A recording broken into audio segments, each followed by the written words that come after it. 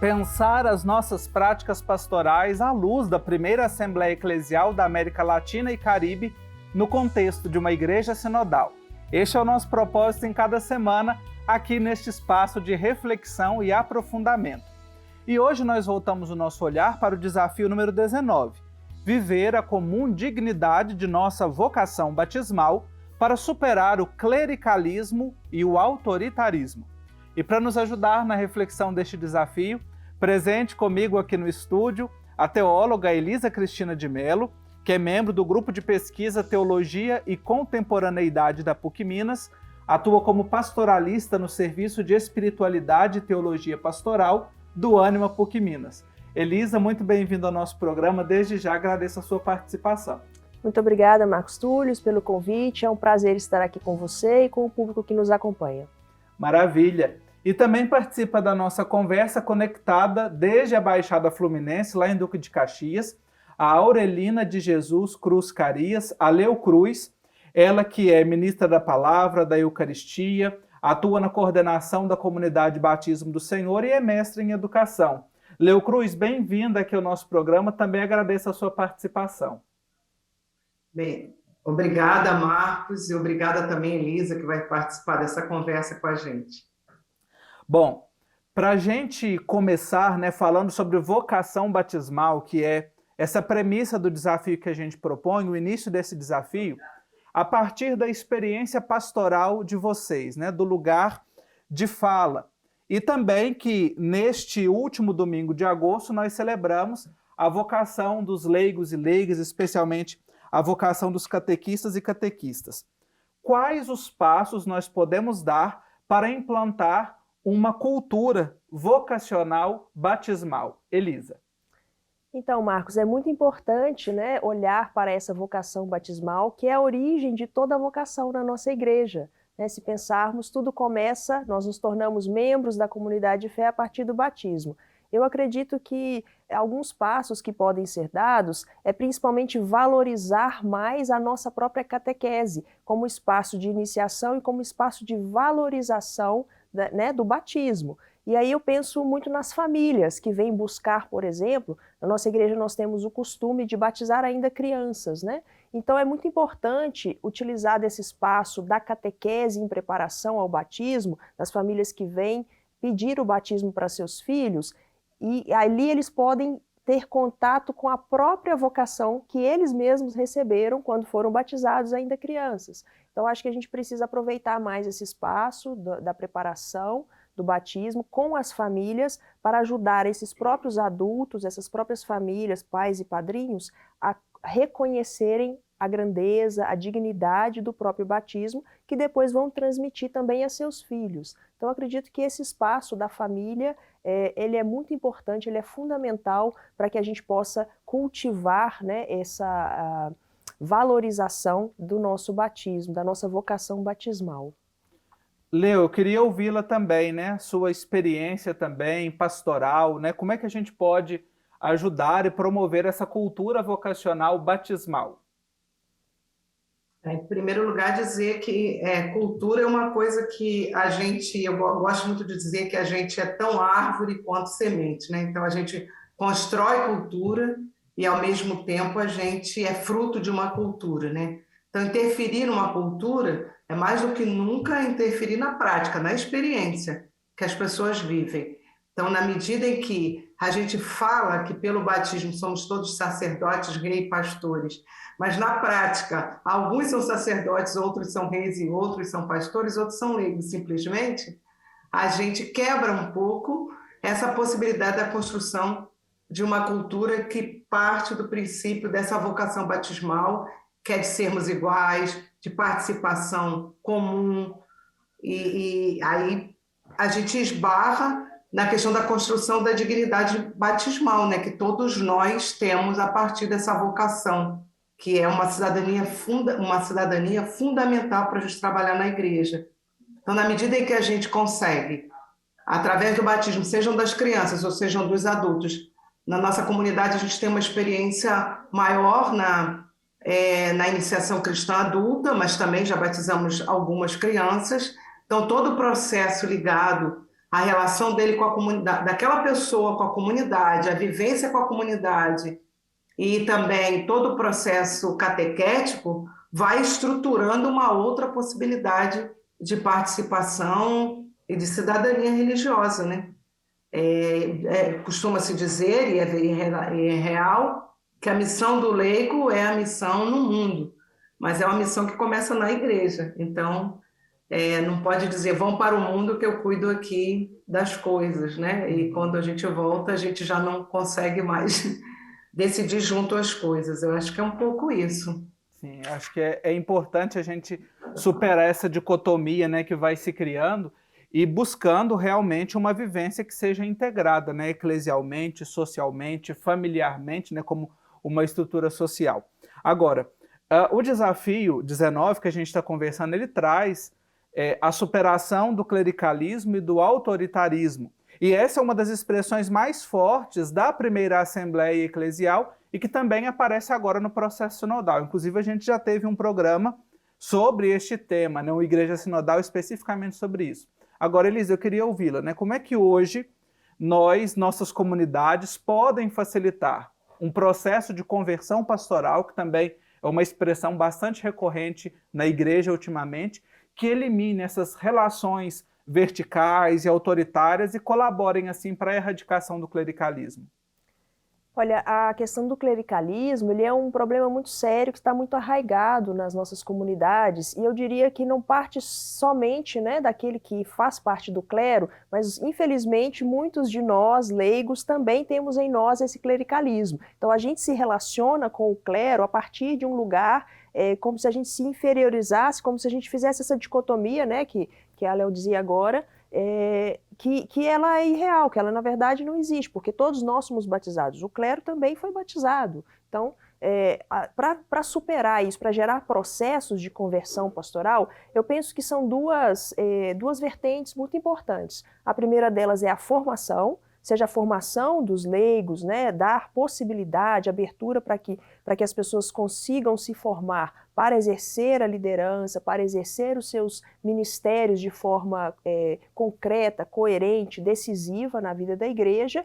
E o outro pilar, para mim, é a espiritualidade, né? Então, focar também numa espiritualidade muito enraizada na palavra, no evangelho, na vivência, na experiência com a pessoa de Jesus Cristo. Porque se a gente falar só em formação, pode ser uma formação também que fica vazia de espírito, né? Mas se a gente falar só de espiritualidade, a gente pode entender também como algo que não precisa também a gente se preocupar com a formação, com a dedicação concreta. E eu acho que então tem que ser essas duas coisas juntas, né? E não só para os leigos, mas também, sobretudo, para o clero, para aqueles que estão se formando agora, que serão os nossos futuros padres, os nossos futuros ministros ordenados, para que eles também se entendam como parte dessa igreja que não tem duas classes, mas que existe somente os cristãos, né, batizados. E esses então devem conviver numa harmonia de igualdade, de oportunidade, de possibilidade e de decisão também. Uhum. Esses dois pontos que você traz, eles são importantes para garantir essa cidadania, né, que a Leo dizia na primeira participação dela, e acho que é extremamente importante, né, um processo de formação que seja realmente sólido e que nos ajude a viver esse processo de maneira integral, né, leigos e leigas junto com os ministros ordenados, e que faça nessa vivência, né, da fé também aqui nos nossos processos, né, e nos leve a uma conversão verdadeiramente pastoral. E uma das orientações pastorais deste desafio nos pede para fortalecer os processos de iniciação cristã, aprofundando na eclesiologia de comunhão e sinodalidade. Leo, quais que são, a seu ver, os principais entraves, né, para implantar essa eclesiologia de comunhão e de sinodalidade? Eu acho que a primeira coisa é a palavra comunhão. Eu nem começaria por ela. Na realidade, eu estava ouvindo a Elisa e já estava pensando em responder alguma coisa, continuar a conversa, né? Mas, primeiro, essa história da comunhão ter sido algo que ficou bastante encapsulado na experiência só eucarística da liturgia, né? E não se expandiu na igreja como uma grande proposta de vida. O Senhor propõe vivermos em comunhão. Não só na Eucaristia, mas vivermos em comunhão. E quando a gente vive em comunhão, a gente vive em relações participativas, a gente vive em relações igualitárias, a gente escuta o outro. Eu acho que isso é um grande problema da nossa igreja. Não é da igreja, são das estruturas que foram sedimentadas, onde há esse certo apartheid entre os leigos, né, e o clero, coisa parecida. Então a gente tem um problema estrutural. E que, por trás desse problema estrutural, existe um problema de mentalidade. Como dizia um historiador, é uma mentalidade de longa duração. Então, as pessoas pensam assim, pensam já nessa hierarquia. Então, eu acho que a partir da gente permitir experiências de participação, experiências de escutas profundas, não escutas pro forma, não escuta para dizer que escutou, mas essa escuta que me modifica. Essa escuta que faz com que a gente junto encontre um outro caminho, sabe?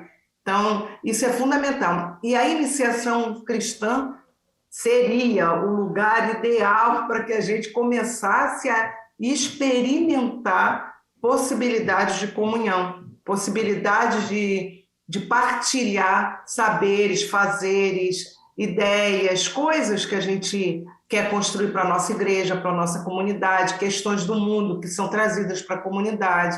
Então, acho que a partir do momento que a gente constrói espaços que escutam mesmo, é um padre que chega e escuta essa comunidade, é um bispo que chega e escuta essa diocese, é uma coordenação de comunidade que escuta seus irmãos e que estruturam essa relação de irmandade. Então, por exemplo, o Rica, ele dá uma estrutura pedagógica muito importante para a construção dessas relações dialogais, dessas relações horizontais, dessas relações em comunhão. Bom, esse papo tá bom demais com a Elisa Cristina, com a Leo Cruz, mas a gente precisa fazer um intervalo bem rapidinho e já a gente continua falando sobre essa vivência batismal. Até já! Nós estamos de volta com a nossa Igreja Sinodal. No primeiro bloco, nós iniciamos uma conversa com a teóloga Elisa Cristina, que está comigo aqui no estúdio, e também com a Leo Cruz, que está conectada conosco direto de Duque de Caxias. E o nosso assunto é o desafio de número 19 da primeira Assembleia Eclesial. A gente fala sobre a vivência do nosso batismo, promover uma cultura verdadeiramente que considere a iniciação à vida cristã, para superar o clericalismo e o autoritarismo. Nós encerramos o bloco com a Leo falando para a gente dessa experiência de comunhão e a escuta como uma grande chave para a vivência em comunhão na nossa igreja, né? Não uma escuta provisória, passageira, mas uma escuta que se torne realmente um hábito, né? Um modo de viver a nossa fé. E agora a gente vai falar um pouquinho sobre catequese e liturgia, que está em uma das orientações pastorais. Elisa, eu queria começar ouvindo você, né? De que forma que nós podemos integrar catequese e liturgia para despertar uma melhor vivência eclesial? Então, esse binômio, né, catequese e liturgia, na verdade, ele não devia nem estar separado, né? Porque eles fazem parte de um único e mesmo mistério. A Leo falava agora, né, do Rica e da experiência, né, dessa iniciação cristã. Eu acho que nós já temos ferramentas, instrumentos muito valiosos na nossa igreja para favorecer essa integração de catequese e liturgia. E a nossa própria liturgia, a maneira como nós celebramos, ela pode ser muito melhor aproveitada, no bom sentido da palavra, mas uma liturgia bem preparada, bem celebrada, ela já exerce uma função catequética também na vida do cristão, porque ele vai ali para se alimentar, para viver essa comunhão de irmãos, mas também para crescer na sua fé, na sua adesão a Jesus Cristo. Então, o próprio rito que nós celebramos, seja ele na Eucaristia, seja em outros ritos da nossa liturgia, ele pode favorecer e muito esse caminho de adesão a Jesus Cristo, que é o caminho da catequese, que é o caminho da iniciação.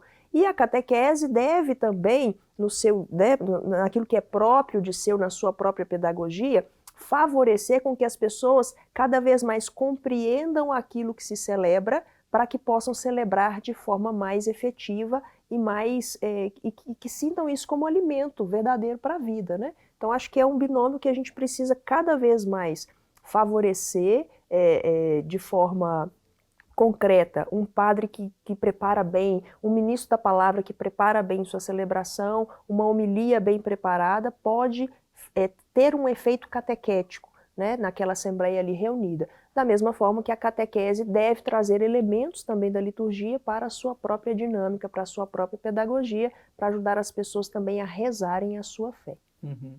Eu sei que a Leu também é muito envolvida com os processos de formação e vivência litúrgica, e eu gostaria, Leu, de ouvir você também as suas contribuições para essa melhor integração e vivência entre catequese e liturgia.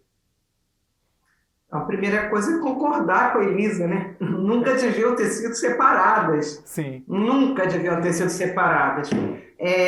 Mas como a catequese assumiu um caráter escolar, isso é lá do início, lá dos seus primórdios, né? Não sei nem quem inventou primeiro quem, né?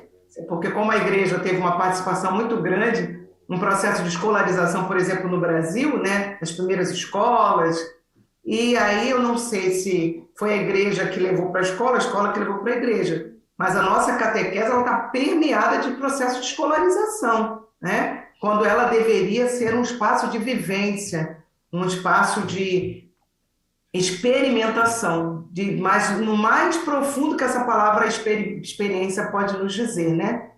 Então, por exemplo, e o rito nos forma. O rito é um lugar que nos forma. E aí eu posso ir para a catequese e conversar sobre isso, sobre esse rito que entra em mim e que me faz ser participativo. Por exemplo, mas para isso eu preciso ter uma liturgia que não me veja como alguém que assiste, né? Até hoje a gente vê que algumas pessoas falam assim, eu fui assistir à missa, né? E não mudou esse termo, esse verbo lá do passado, porque muitas missas são para assistir, né? O leigo, a pessoa que está lá, ela não se sente formando uma assembleia, ela não se sente formando o corpo do Cristo, né? Então ela fica ali respondendo, muitas vezes automaticamente, ela fica por uns cantos que são meio shows, missas que são meio shows também. Então, assim, ela não vê a vida dela ali refletida, conversada, ela não vê um rito pausado, ela não vê os intervalos de silêncio, para que ela possa fazer essa vivência do encontro com o Senhor na liturgia, que é fundamental para a fé dela. E aí sim, a catequese entra junto e nunca separado, nunca sala de aula. As nossas catequeses têm salas de aula, tem alunos sentando, alunos, olha o que eu falei, não são catequizandos, são alunos sentados um atrás do outro, sabe? Dever de casa, caderninho, sabe? E cadê a experiência, né? Dizia um autor importante que ele dizia assim, a gente só se forma com aquilo que a gente pode experimentar, pode ser afetado, pode ser transformado. E aí a conjunção dessas duas coisas criam essa pertença, que é tão fundamental para a nossa cidadania batismal, a gente se sentir pertencente àquela comunidade, àquele corpo do Senhor, quero insistir nisso. Na liturgia eu me sinto corpo do Cristo. E aí, quando eu sou corpo, eu sou uma unidade, eu não estou separada, não existe hierarquia. Estamos juntos ali no corpo do Senhor. Olha aí que maravilha a gente poder refletir, trazer luzes para a nossa vivência pastoral, para a nossa vivência eclesial, a partir de uma melhor consciência, né, da nossa vocação batismal e também de como nós vivemos, né, não apenas os sacramentos, mas como nós vivemos como igreja. E a gente já está partindo aqui para o fim da nossa conversa, e uma das orientações pastorais deste desafio 19, né, a gente sempre apresenta o desafio e aquelas orientações que a Assembleia Eclesial propôs.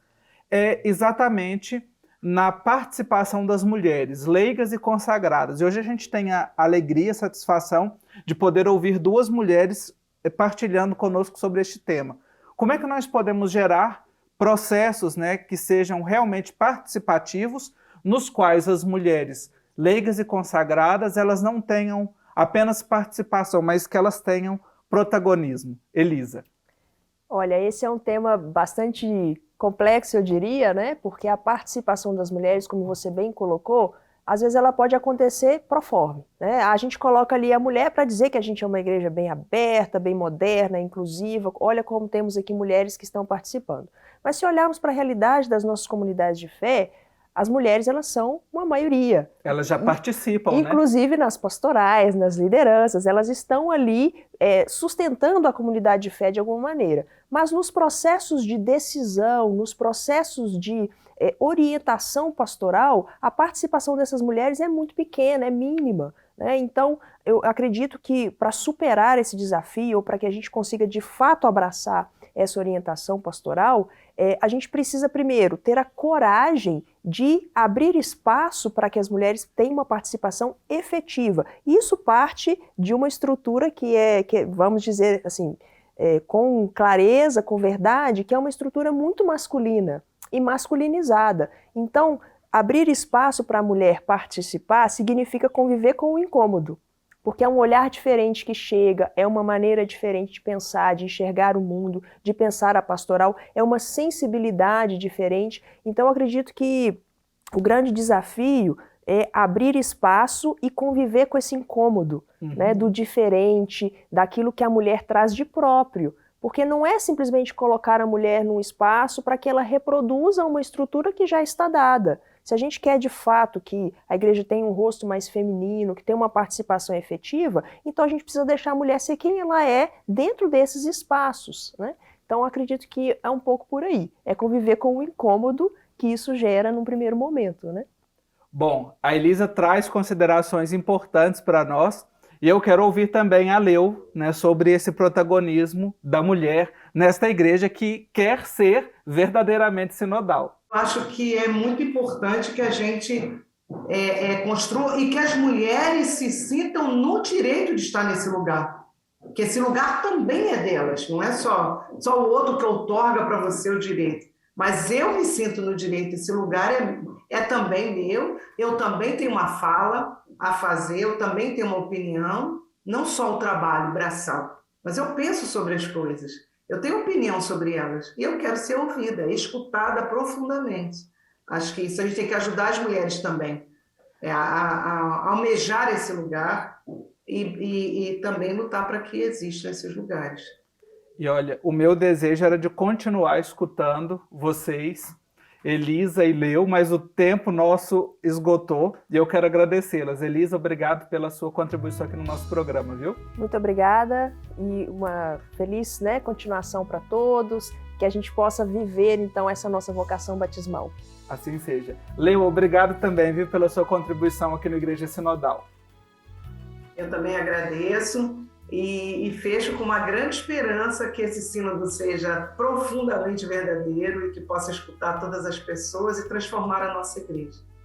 E agradecendo a sua companhia em mais um momento de reflexão, eu deixo um pensamento do Papa Francisco em uma catequese sobre o batismo. A vocação cristã consiste totalmente nisto: viver unidos a Cristo na igreja, partícipes da mesma consagração para desempenhar a mesma missão neste mundo, dando frutos e frutos que permaneçam para sempre. Um abraço para você.